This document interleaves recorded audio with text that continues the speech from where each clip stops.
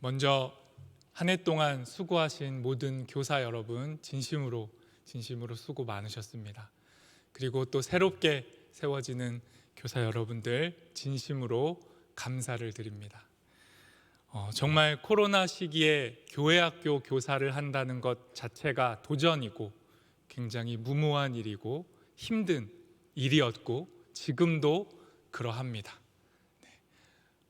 너무 뻔하게 고생할 것이 보이는데도 이 시간 오늘 임명되실 우리 교사분들 지원해 주셔서 함께 해 주셔서 너무나 감사합니다. 잠깐 올 한 해, 작년 한 해를 돌아보면 교회학교의 예배, 교육은 크게 두 가지였습니다. 하나는 유튜브를 통한 실시간 예배. 이거 장비 세팅하는 거 쉽지 않았죠. 그리고 또 중간에 방송사고 나면 예배 끊어지고 유튜브를 통한 예배. 교사도 적응해야 했고 학생들 부모님도 적응하셔야 했습니다. 유튜브보다 더 어려운 게 뭐였죠? 줌이었습니다. 줌도 적응하는데 한참 걸렸습니다. 여러분이 유튜브와 줌으로 예배하고 교육했다라는 게 뭐냐면요, 여러분께서 이미 메타버스라는 세계 안에서 예배하고 교육을 했다라는 말이 되는 거죠. 메타버스, 요즘 TV 광고에 많이 나오고요, 많이 들려지는 이야기고, 또 주식하시는 분들은 이미 아주 핫한 것이기 때문에 관심 많으실 텐데요. 그림 하나 띄워주시겠어요? 이 메타버스가 뭐냐? 그렇게 어렵지 않습니다.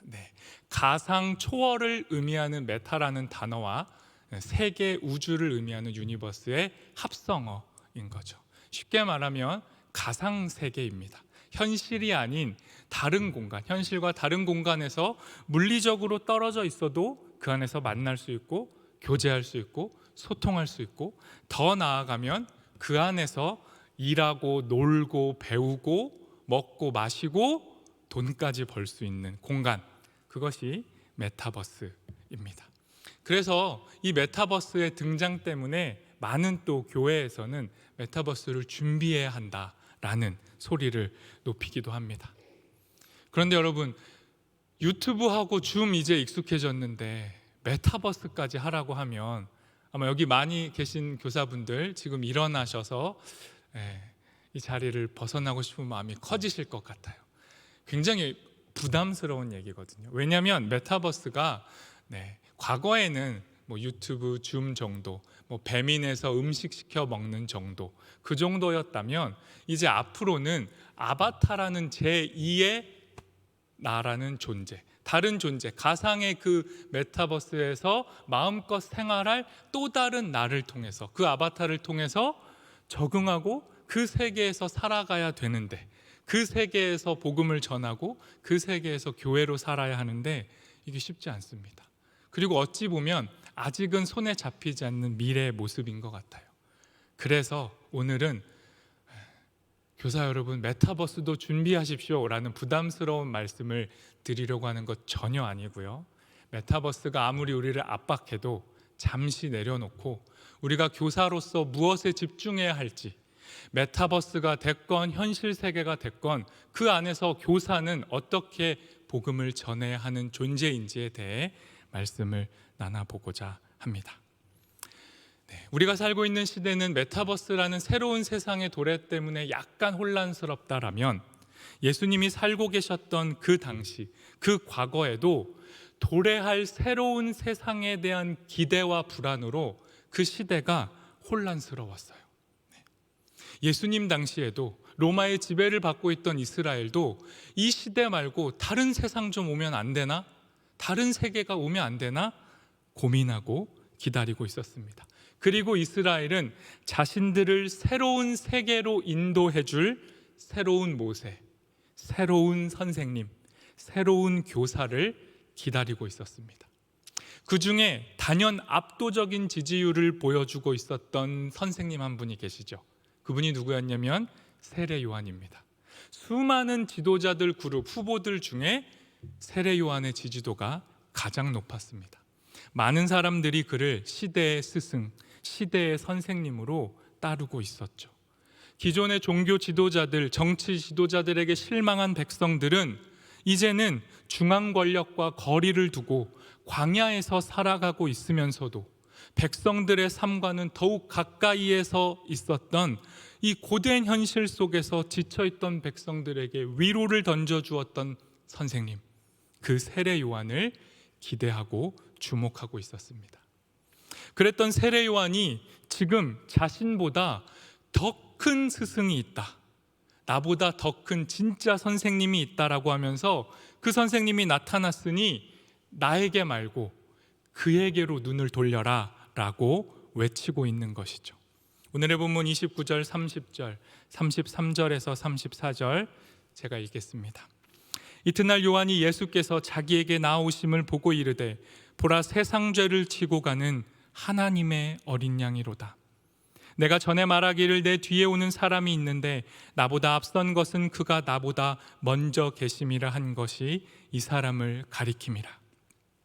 33절, 34절도 읽겠습니다. 나도 그를 알지 못하였으나 나를 보내어 물로 세례를 베풀라 하신 그 이가 나에게 말씀하시되 성령이 내려서 누구 위에든지 머무는 것을 보거든 그가 곧 성령으로 세례를 베푸는 이인 줄 알라 하셨기에 내가 보고 그가 하나님의 아들이심을 증언하였노라 하니라. 아멘. 진정한 하나님의 어린 양이 등장했다라고 외친 겁니다. 이 어린 양은 세상의 죄를 짊어지고 갈 뿐만 아니라 더 구체적으로 말하면 세상의 죄를 없애기 위해 친히 제물이 되는 길을 선택한 분이다.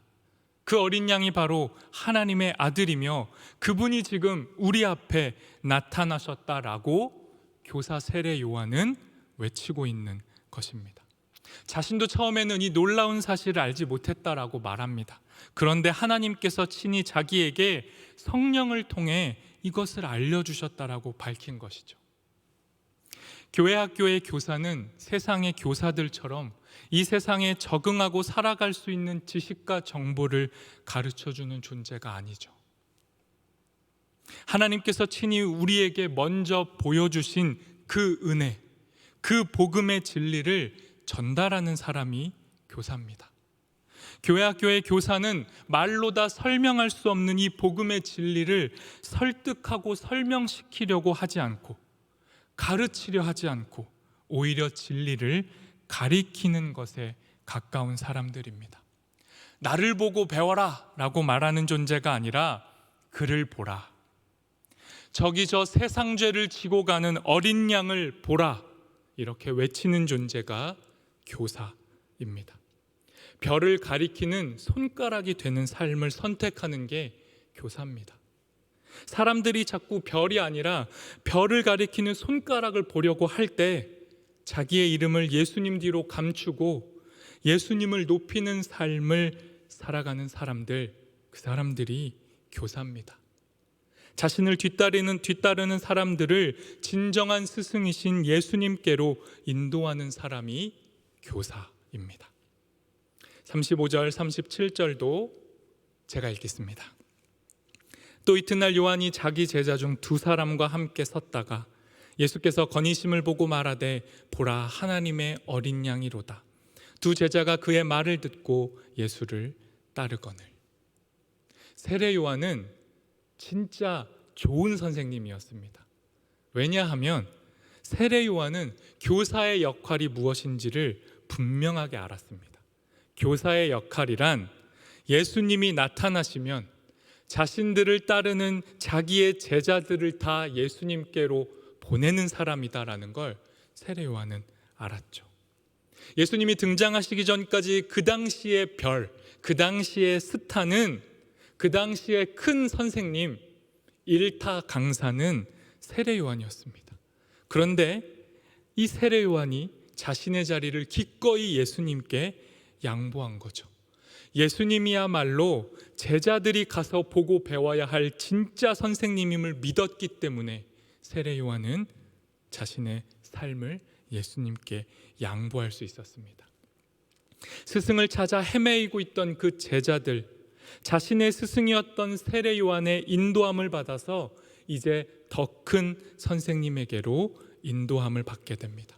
여러분, 이건요 그냥 가볍게 세례 요한 따르던 제자들이 스승 배반하고 쉽게 선생님을 옮긴 그림이 아닙니다. 스승을 가볍게 바꾸었다라고 쉽게 말할 수 없어요.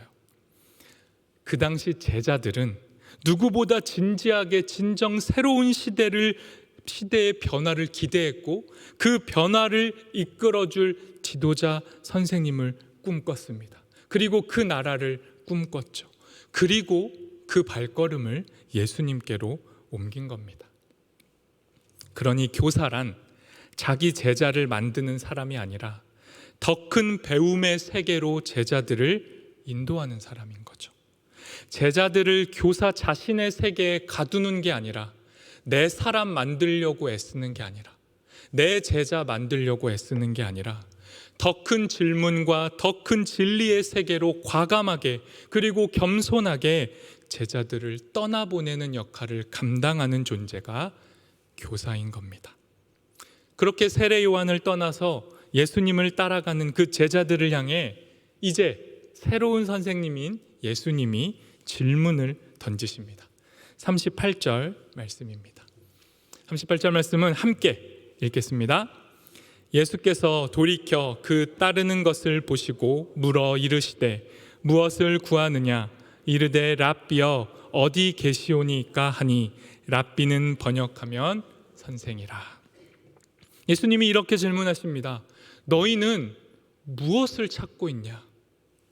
너네 왜 도대체 나를 따라오냐? 너네 나를 따라오는 진짜 이유가 무엇이냐? 이렇게 질문한 겁니다. 그리고 제자들이 대답합니다. 선생님, 어디 계십니까? 선생님이 계신 곳을 물으며 함께 머물며 선생님이 누구인지 무엇을 말씀하시는지 더 깊이 알고 싶다라고 대답하는 겁니다. 제자들은 새로운 세상을 원한 겁니다. 새로운 세계를 원한 겁니다. 여러분, 모든 교사는 교사이면서 동시에 누군가의 제자입니다. 교사와 함께 거하며 교사의 말과 그의 삶과 교사의 취향과 심지어는 버릇까지도 제자들은 배우게 돼요. 그렇게 교사는 먼저 제자가 되어서 자신의 스승의 존재와 삶을 배우면서 스승을 닮은 교사가 되어가는 겁니다. 그렇게 제자란 스승과 함께 시간과 공간을 공유하며 점차 스승에게 물들어가는 존재죠. 그렇게 스승과 함께하는 시간은 이내 제자들의 변화의 시간으로 열매 맺게 되는 겁니다. 여러분과 그냥 시간을 보내기만 해도 여러분과 함께하는 그 아이들이 여러분의 삶과 존재에 물들게 되어 있는 것이죠. 39절 말씀은 세 번역으로 함께 읽겠습니다. 예수께서 그들에게 대답하셨다. 와서 보아라. 그들이 따라가서 예수께서 묵고 계시는 곳을 보고 그 날을 그와 함께 지냈다. 때는 오후 4시쯤이었다. 예수님께서 어디 계십니까? 이렇게 묻고 예수님이 계신 곳에 제자들이 찾아갔어요. 그리고 예수님이 계신 장소에서 예수님과 시간을 보냅니다. 그렇게 제자들은 예수님의 시간에 물들어 가게 된 거죠. 그리고 성경은 제자들이 예수님 때문에 변화된 시간을 대략 오후 4시쯤이라고 말합니다. 굳이 시간을 구체화해서 말했는데요. 여러 가지 해석이 있을 수 있지만 이 오후 4시는 한낮도 아니고 해가 다진 저녁도 아니고 날이 저물어가는 어스름한 변화의 시간입니다. 낮과 저녁의 경계의 시간이고요.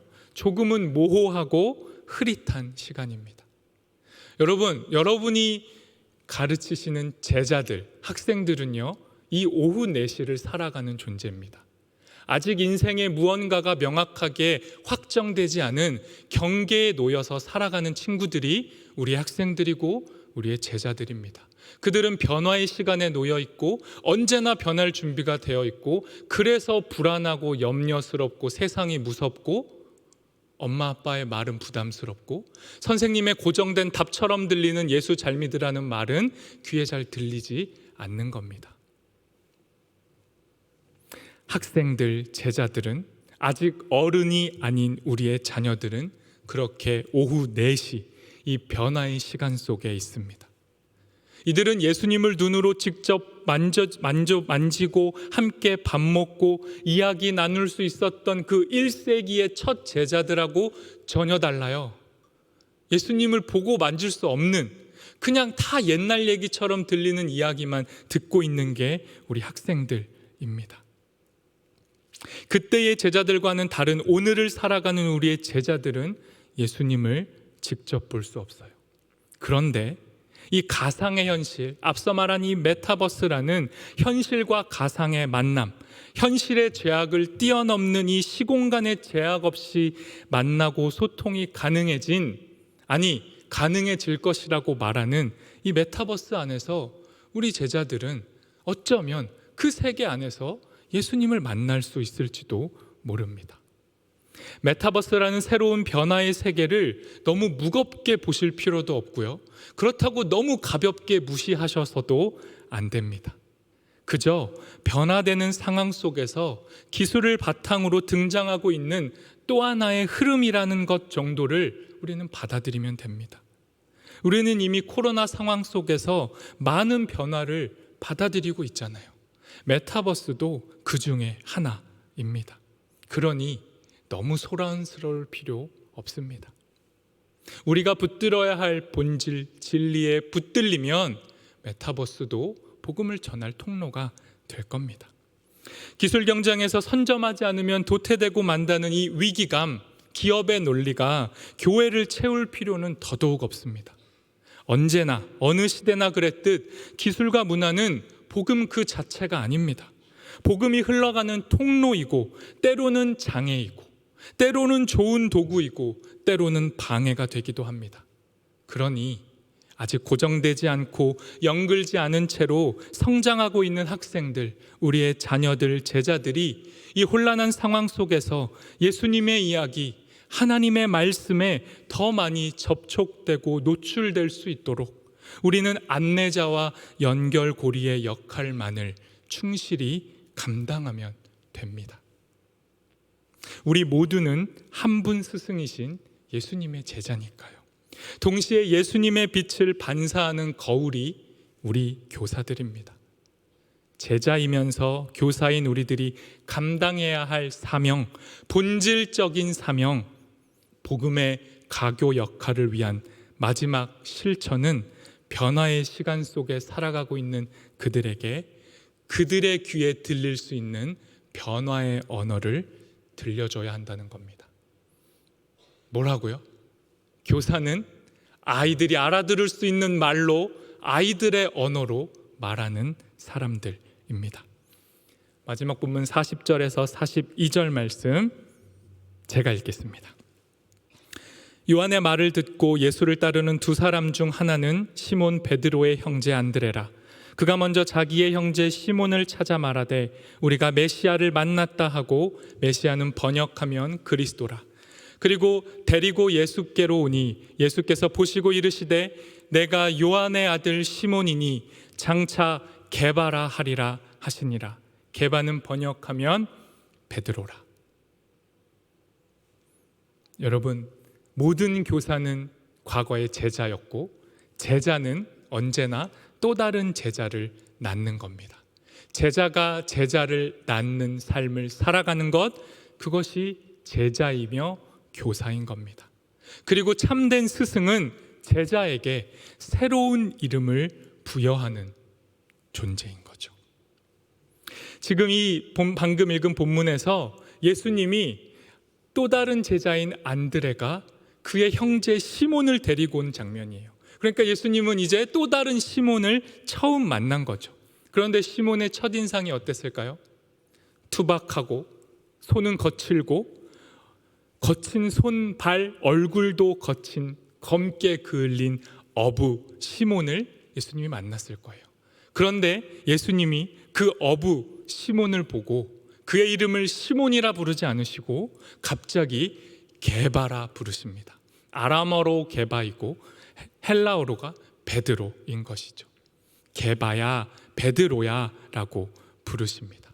과거의 이름 대신에 새 이름을 불러주십니다. 아무런 소망이 없이 그저 힘겨운 노동으로 하루하루 가족의 생계를 위해서 땀 흘렸을 시몬, 어부 시몬에게 예수님은 다른 언어로 그를 부르신 겁니다. 세상은 너를 그저 시몬이라고 부를지라도 나는 이제 너를 반석이라 부르겠다. 너의 굳은 손과 발과 무거운 짐을 지며 살아왔던 그 삶을, 그 바위와 같았던 삶을 이제 내가 구원의 바위, 구원의 반석, 생수가 터져나오는 살아있는 돌이라 바꿔서 불러주겠다. 세상은 여전히 너를 죽은 돌처럼 여길지라도 이제 나는 너를 새롭게 호명하리라. 시몬아, 너는 더 이상 과거의 너가 아니다. 너는 게바다. 너는 베드로다. 너는 나의 소유이며 살아있는 자고 너는 죽지 않고 살아있다. 내가 너를 살리고야 말겠다. 예수님이 이렇게 세상에서 한 번도 들어본 적 없는 언어로 베드로를 불러준 겁니다. 크신 어른, 크신 선생님 예수님이 자신의 새로운 제자를 이렇게 맞이해 준 겁니다. 큰 소리치고 자기 자신을 드러내는 거 좋아하고 신중하지 못했던 시몬, 베드로, 스승을 위해서 목숨도 바칠 것이라고 하지만 결국 결정적인 순간에는 예수님을 모른다 하고 배신하고 도망치고야 말 베드로를, 눈앞에 뻔히 보이는 그의 미래를 보고도 예수님은 시몬이라 하지 않고 게바라, 베드로라 부르신 겁니다. 여러분, 교회는요 세상의 학교랑은 달라야 합니다. 다르죠. 뭔가 제자보다 뛰어나고 많이 줄 게 있고 아는 것도 많은 존재가 선생님이 되는 곳이 교회 학교가 아닙니다.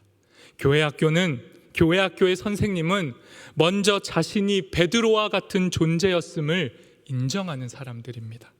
베드로처럼 엉망이고 말과 행동이 다르고 겉과 속이 다르고 실수투성이고 나를 반석이라 불러주시는 예수님의 그 은혜 때문에 살 수 있는 것이 나다라는 걸 인정하고 자기 잘난 맛에 사는 게 아니라 은혜 하나로 사는 사람, 은혜 하나면 충분하다라고 고백하는 사람, 자랑할 건 은혜밖에 없다라고 솔직하게 인정하는 사람, 그 사람이 교사입니다. 그리고 새로운 이름을 선물 받은 이 선생님은 이제 자신에게 맡겨진 아이들의 이름을 새롭게 불러주는 거죠. 나도 전에는 시몬이었는데 예수님이 나보고 구원의 바위래. 그러니 인생이 내가 봐도 너 참 별 볼 일 없는데 너도 나처럼 게바가 될 수 있어. 너도 반석이 될 수 있어. 이렇게 새로운 언어로 말해주는 존재가 선생님입니다. 자기 제자들에게 너는 구원의 반석 같은 아이야, 이렇게 말해주는 거예요. 세상 그 무엇도 너를 깨뜨릴 수가 없어. 하나님께서 너를 구원의 바위로 삼아주셨기 때문에 그 무엇도 너를 흔들 수 없고 너를 깨뜨릴 수 없어. 비록 너가 넘어질 수는 있는데 넌 깨지지 않을 거야. 하나님이 너를 다시 일으켜 세워주실 거야. 하나님이 너를 포기하지 않으실 거야. 이건 선생님 생각이 아니고 하나님께서 예수님을 통해 선생님에게 먼저 보여주셨던 약속이야. 예수님은 십자가에 달려 죽으시는 그 순간에도 우리를 위해 기도하셨대.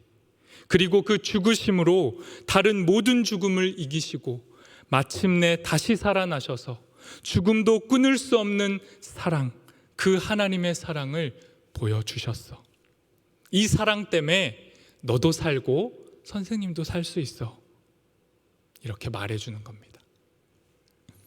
여러분, 말에는 존재를 구축하고 창조하는 그리고 변화시키는 힘이 있습니다. 하나님께서는 말 중에 말인 말씀으로 세상을 창조하셨고 그 말씀으로 딱딱한 우리를 변화시키십니다. 말에는 새로운 세계, 새로운 집을 구축하는 힘이 있어요. 세상의 언어와 구별되는 하나님 나라의 언어, 하나님 집에서 쓰이는 언어, 그 은혜의 언어로 아이들에게 말해 주십시오. 그들에게 하나님 나라의 말을 들려주십시오. 그리고 그 언어를 먼저 우리에게 들려주시는 예수님께 집중할 수 있었으면 좋겠습니다. 모든 선생님들에게 오늘 하나님께서 다시 말씀하십니다. 너는 개바라, 너는 바위라, 너는 살아있는 돌이다 말씀하십니다. 이것이 세상이 결코 우리에게 들려줄 수 없는 언어, 새로운 언어, 생명의 언어, 사랑과 변화의 말하기입니다. 이 같은 예수님의 부르심 앞으로 우리 아이들을 인도해 낼 때 우리 아이들은 분명히 변화될 겁니다. 그런데 여러분 기억하십시오. 여러분이 변화시키는 게 아닙니다. 예수님 앞으로 우리가 인도해 내기만 하면, 그리고 그들에게 내 언어 말고 예수님의 언어를 복사해서 그대로 되풀이만 해주면 아이들은 예수님이 바꾸실 겁니다. 예수님이 우리 아이들에게 새로운 아바타를 부여하실 겁니다. 옛 이름을 떼어버리고 하나님의 자녀, 하나님의 백성, 그리스도인이라는 하나님 나라를 살아갈 그 아바타를 예수님이 아이들에게 부여하실 겁니다.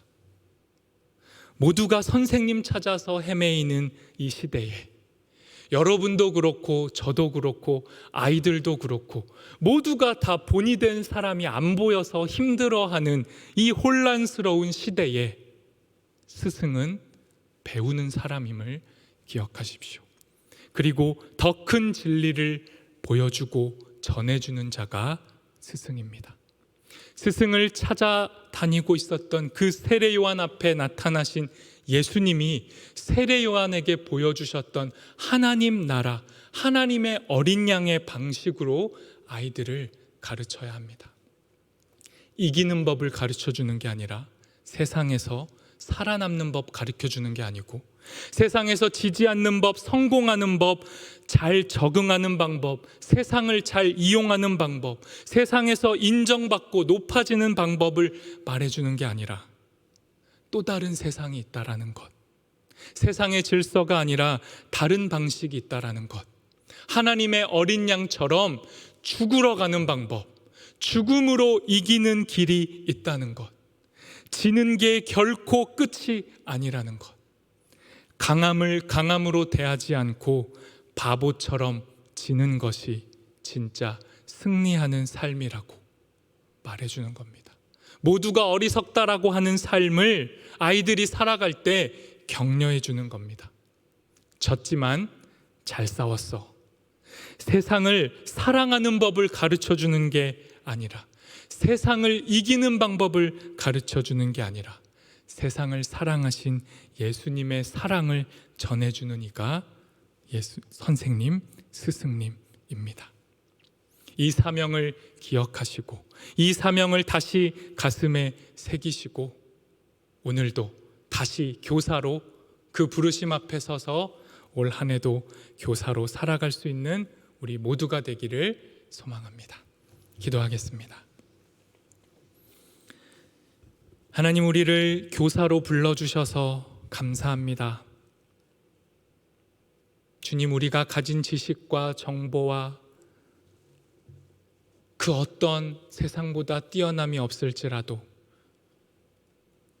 시몬처럼 투박하고 거칠고 변덕스럽고 끈질기지 못하는 존재가 우리일지라도 우리를 부르셔서 반석이라 부르시고 교사의 자리에 세워주시니 감사합니다.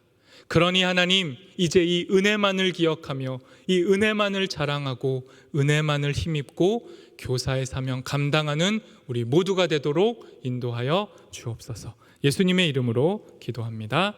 아멘.